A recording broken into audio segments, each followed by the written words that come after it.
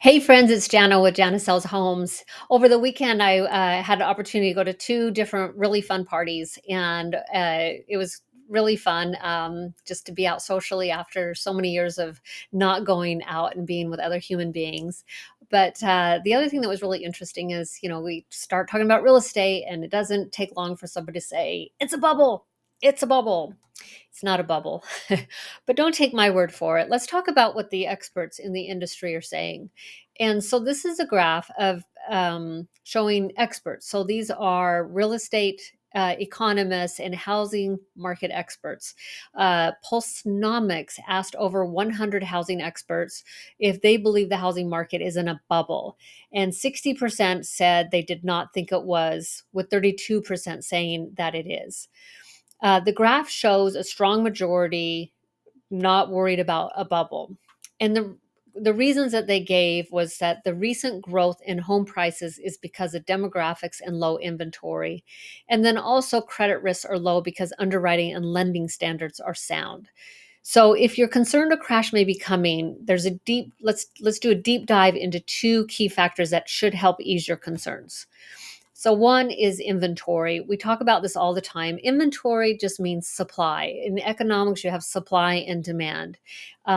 So, when we talk about supply in real estate, the word is inventory. How many homes do we have for sale? And we talk about month supply, meaning if we had no other homes come on the market, how many months would it take to sell all the homes that are currently on the market? And as you can see right now, that leading up to the last 4 years, it's quite different than it was prior to the big housing bubble that happened in 2007.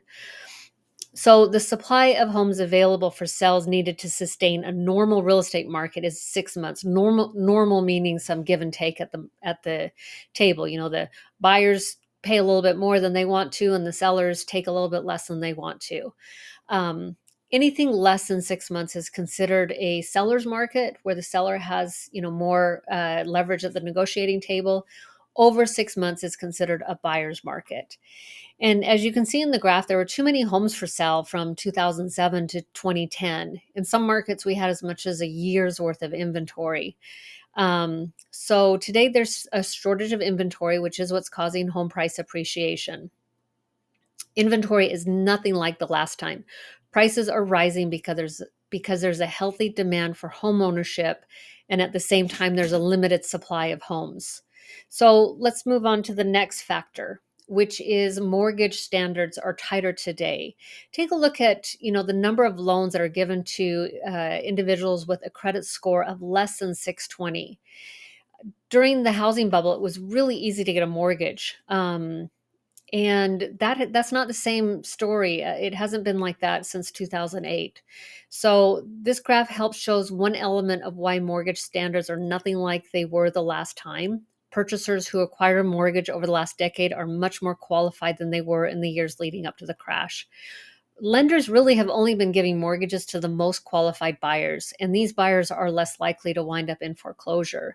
They have good credit scores, they have high down payments, they have both a demonstrated willingness and ability to pay.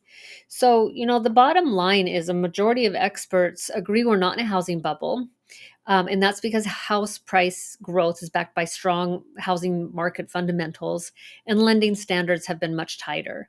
So if you have questions, let's talk, because I would love to share with you, what we're seeing here in the Puget Sound, Greater Seattle market, and ease some of your concerns. And I've got more data. This is just the tip of the iceberg.